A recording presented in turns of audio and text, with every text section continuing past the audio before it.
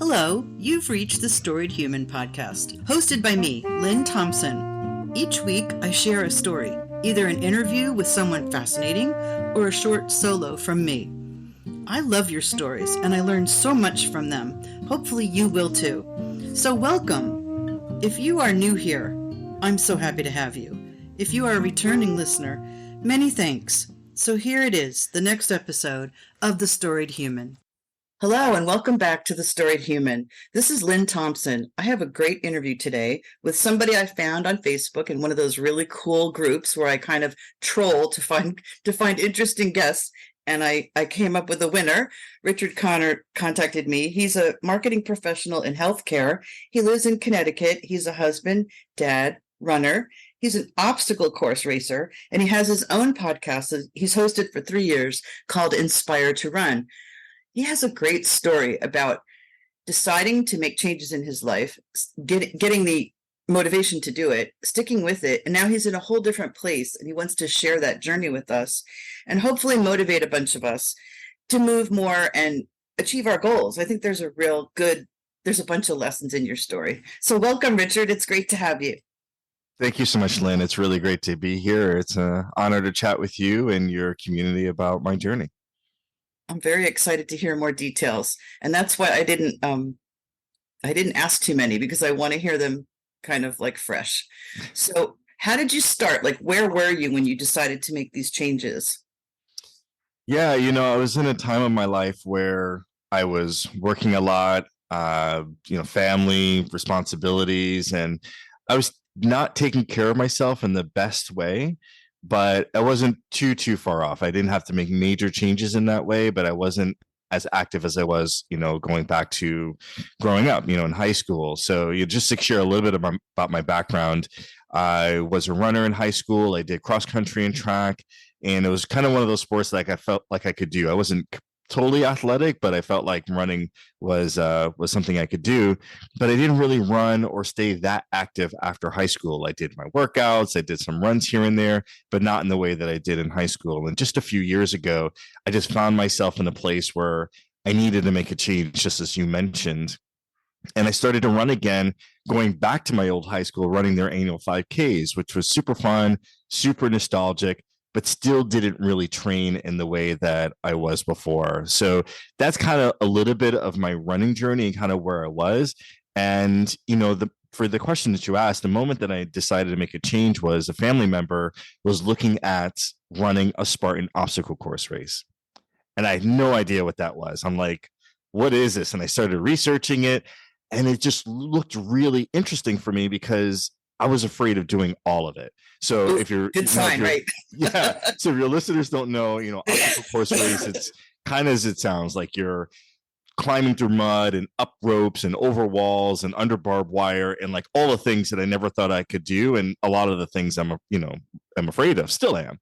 And I was like, that's really interesting. And I think it was challenging me in a way that I haven't been challenged before.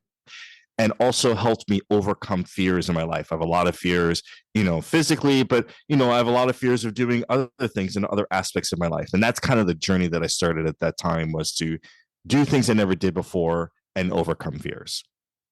I love that. And there's like a mental component. There really is. There's like a whole mental mindset to completing those kinds of things. I mean, it sounds like army training. It sounds really hard. Very similar, very, very similar. And, it's funny you mentioned about the training. I did not know what kind of training I needed to do or really what I was getting into. So I followed some training plans. We kind of worked out together throughout the year. I had a problem with my shoulder. I went through physical therapy to help me with that. And I did my first race. And the first race was amazing. It was an experience I never had before, but it was really hard. And honestly, there was parts of the race where I'm like, can I really do this? Especially after I failed my first obstacle, which was maybe about a mile in, and you have to do 30 burpees as a penalty for failing the obstacle. Oh my gosh. Yeah. So I did the burpees, and I'm thinking I have about 3 miles to go. How many more obstacles? And I knew there were a few more that I probably wouldn't be able to do. So that was a tough time for me. But after I finished, I looked back and I'm like, you know what? I could do better.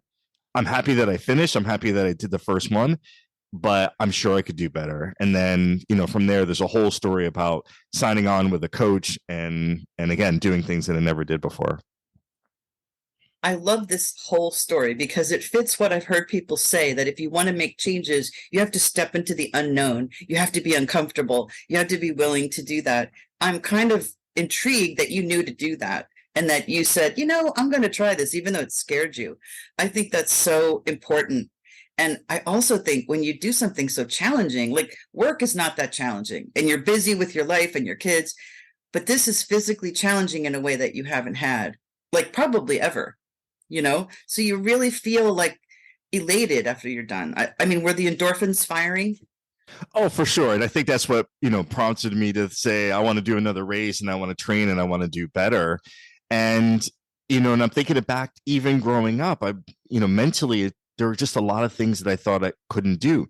And I remember saying that a lot. I can't. So it wasn't just physical. And like you said, it was also mental.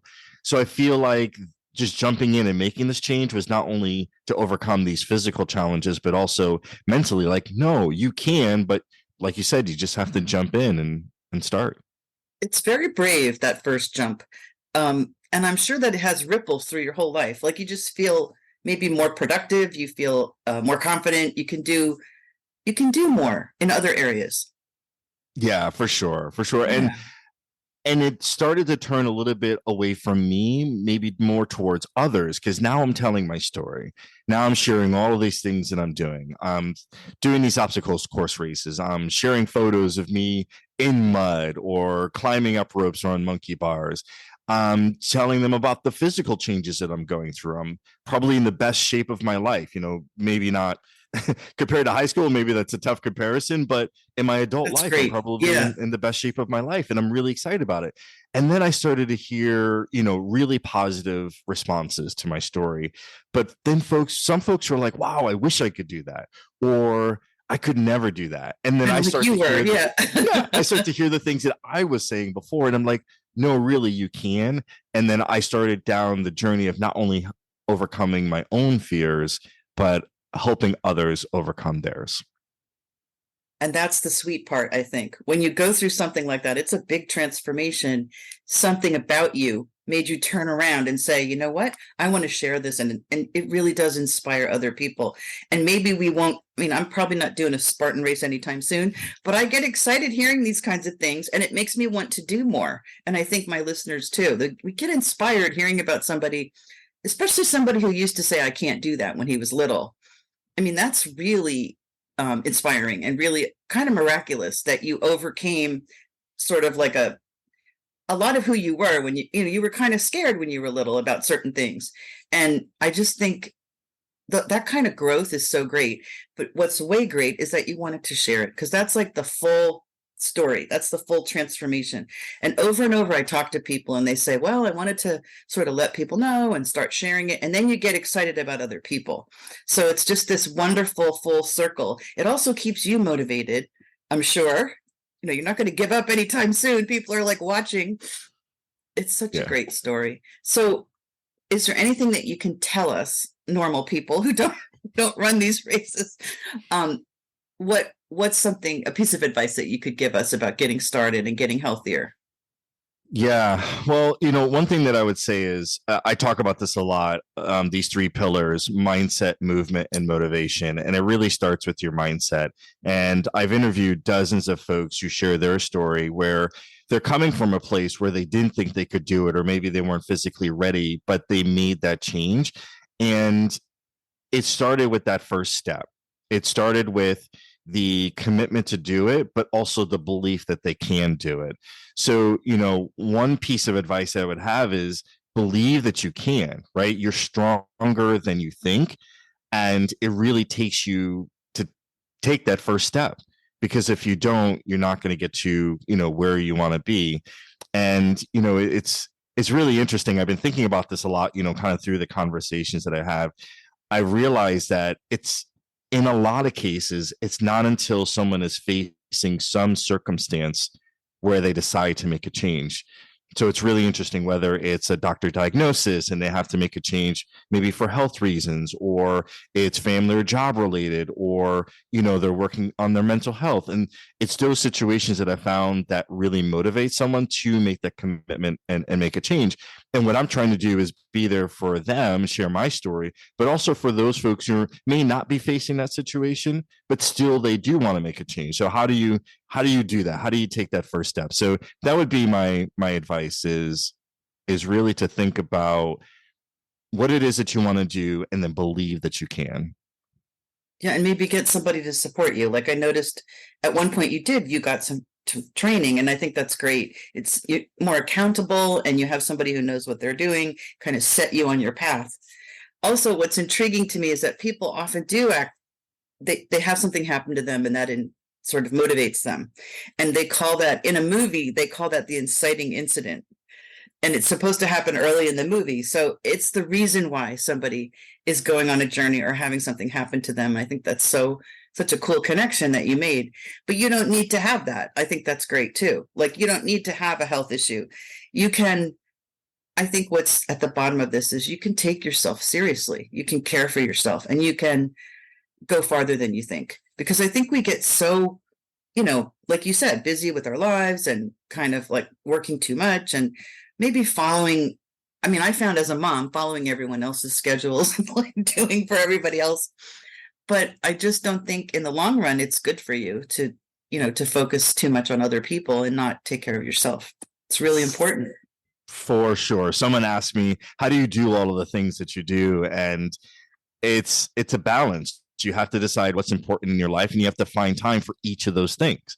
So your personal life, mental and physical health, your family, your job, these are all important things. So how do you find time in your life? And there's different tips, and life hacks, I guess you could say, to help you balance those things.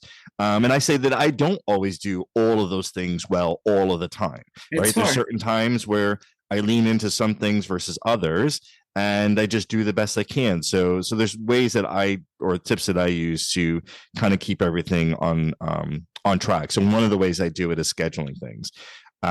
So I schedule time for my 9 to 5. I schedule time for my running. I schedule time for the work that I do with podcasts and for family. So that's a way for me to keep it all straight. And if something needs to move, that's okay, because it's already on my calendar, and then I can move it. So it doesn't mean I don't do it. It just means that I need to adjust to accommodate for different areas of my life. I think that's a great tip. I also just noticed successful people who've made changes, they have to change their habits. Like they don't watch as much TV. Maybe they get up earlier. They might meditate in the morning. That really intrigues me. A lot of people do that. So have you made those I bet you don't watch a lot of TV. Yeah, so I don't watch a lot of TV shows, but I do watch a little bit of TV because that's family time for us. Yeah. So if I want to be with the family, then that's what I'm doing. But I don't like to watch series. I do like to watch movies because there's a beginning and then there's an end, and I can just move on. I figure with series, I am hooked for the length of time of those series. But you're absolutely right. In terms of habits, I did start to meditate in the morning. I did start to journal.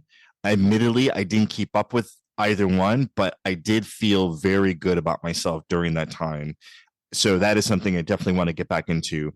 I'm pretty good about getting up early in the morning. I'm pretty good about, getting started with the day early, just so you have more time to do the things that you need to do.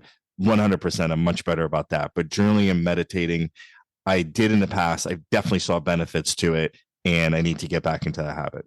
I want to do it more. It's something I have a hard time doing every day, but I'm pretty good at it because I'm kind of like low energy and I can really relax. So when I do it, I think it's really effective. It's really intriguing to me because all the things that you do tell your unconscious that you're worth it. Like it's just such a mental thing. It's like you're turning your focus on your health, yourself, and you're telling yourself unconsciously, I'm worth the time. I can do these things. I'm going to set aside a time. Like all those things are so nourishing to yourself. So I think you're the whole package. I think you figured it out, and now you're very kind to help others figure it out. I just think you figured out a lot of good things. And I'm seeing similarities with other people who achieve their goals. I think there's something under all this. It's like this sort of recurring thing that I keep hearing about. How do you achieve your goals? And a lot of it is mental and believing in yourself and making those changes that you see you need to make. But you're saying that most of us can do that, which I find very encouraging. I mean, we can't do Spartan, but we can do something, right? You know what? First off, everyone could do it. You just have to put your mind to it and have the right mindset. If you want it enough, right?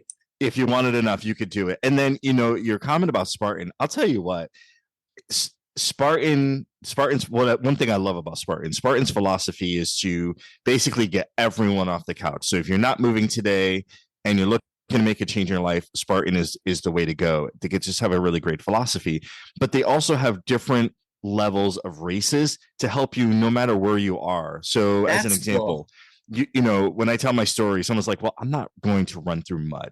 And I don't like the idea of barbed wire. Well, that's okay, because Spartan has races where you could run on a trail or you could run in a baseball stadium, which is super cool, especially if if you happen to be a sports fan.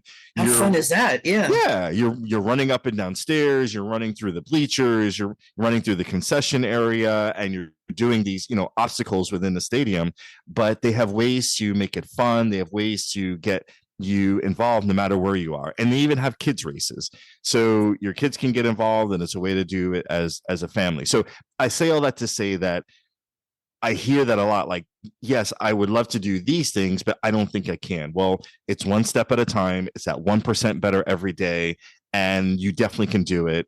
There's options. I hear you. And it's so cool that there's other kinds of races. Yeah, it sounds like they really thought about how to accommodate everybody.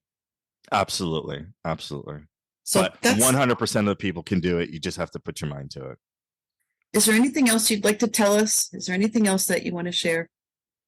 Yeah. So just, one thing about the coach, you'd mentioned this and I didn't talk too much about it, is having a coach was so important. And the reasons why I have a coach changed over time. So when I first got a coach, my coach is Coach Kevin. It just was serendipitous how we even met. We met through my wife, who had him as a trainer, and he turned out to be a Spartan coach, and I didn't even know. So it was so cool how we met.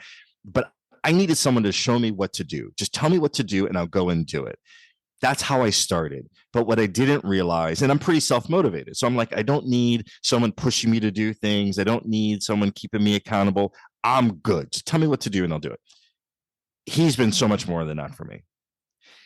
Through working with Kevin, yes, he showed me what to do. I'm able to climb a rope now, monkey bars, doing all the things that I'm still afraid to do, but I can do it. And and I'm less afraid, let's just say, but the fear is still there, but I'm able to do it now. For sure, he's helped me do that. But he's also helped me push myself to do more, to do things that I didn't even want to do in the beginning. I'm like, I probably can't do it. I don't really want to do it. I only want to do 5Ks. I only want to do these short Spartan races. Since then, I've done half marathons. I've done the longer Spartan races, even the Spartan trifecta, which is the 3 levels of races. And I'm thinking about doing my first marathon next year. So these are all things that he has helped me, push me to do, to get to that next level. And I'm all about it. And then the last part is around accountability. Again, I'm self-motivated, but having someone check in on you, having someone where you make that commitment to, is going to help you follow through. Because if you don't make that commitment to anybody, or if nobody knows, sure, if you're self-motivated, you could go through, but having someone with you on that journey is going to increase your chances of success. So those are many of the advantages that I've had by having a coach. So no matter if it's a life coach, a health coach, accountability partner, whatever it is, having someone in your life to help you on your journey is going to increase your chances of success. I found that to be true. And I love the idea that that's such a great coach. He pushed you when you were like, I don't know. And he pushed you, and now you're at a whole different level. So that's a great coach. I found that to be true with the podcast, because I really didn't even know about podcasting. And for some reason, I wanted to do it. And I'm a writer. It didn't make any sense, but I was attracted to it. And I got in this course, learned all about it. And it was really like a mindset teacher who did it. It wasn't really about podcasting. It was, but it was about mindset and getting yourself in that right frame of mind. And I loved it because it was about starting, like you talked about. It was about starting. Not, you can start messy, you can start, not having a good mic. You just have to start. And she talked about that all the time. She said, be a C student. And I was like appalled in the beginning because I was always an A student. I would get B's in math, but I was a really good student. And so that hit me really hard. I was like, I can't be a C student. Like I was just not into it, but over time I started hearing what she was saying. She said, messy and done is better than perfect and never done. And so she got me to do stuff I never thought I could do.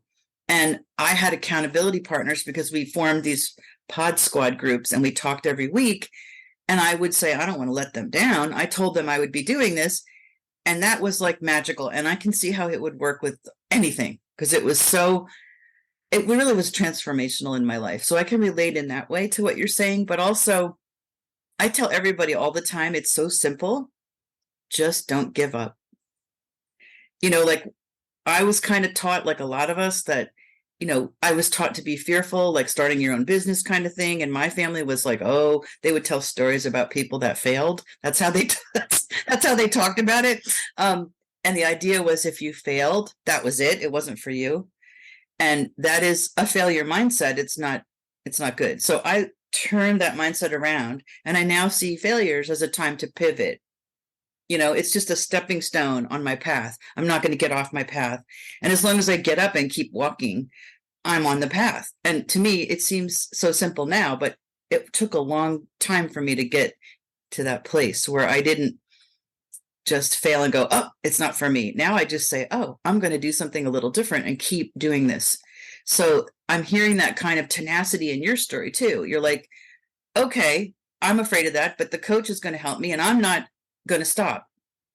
And you're blessed with motivation, but you don't have to have that. You can sort of surround yourself with, that's the real key, is I surrounded myself with different people.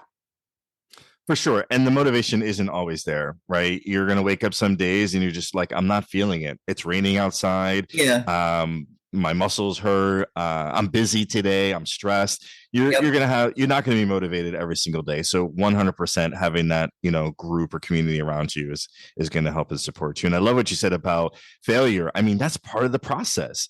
Is to fail and to learn and to try again or do it differently. But everybody who's successful will go through, tough times or will fail at something and then try it again. And eventually they'll get to where they want to be. So it's part of the process and you have to embrace that.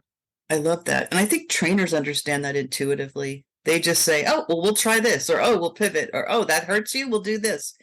It's just a wonderful gift now to look at it that way, which, it's really good to maybe look at your beliefs and how your family influenced you. I mean, they were trying to protect me, but they were like afraid. They were very fearful of people who started their own businesses.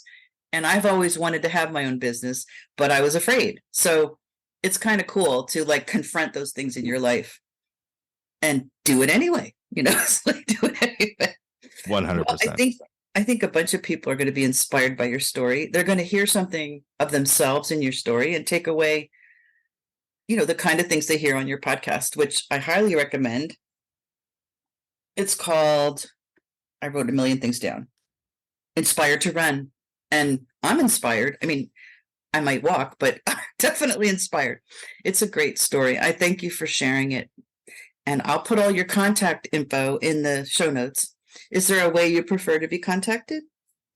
Yeah, so folks can contact us through Instagram. Inspired to Run podcast on Instagram is probably the best way to get in contact, or richard@inspiredtorun.co.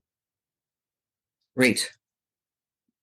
Thanks again for sharing. It was good. I really enjoyed it. No, it's a lot of fun. I'm happy to share my story. And like I said, I love helping others along their journey. So thank you for the opportunity. Isn't that just such a nice sort of surprise how fun it is to help others? I mean, it's like the icing on the cake. Yeah, for sure. For sure.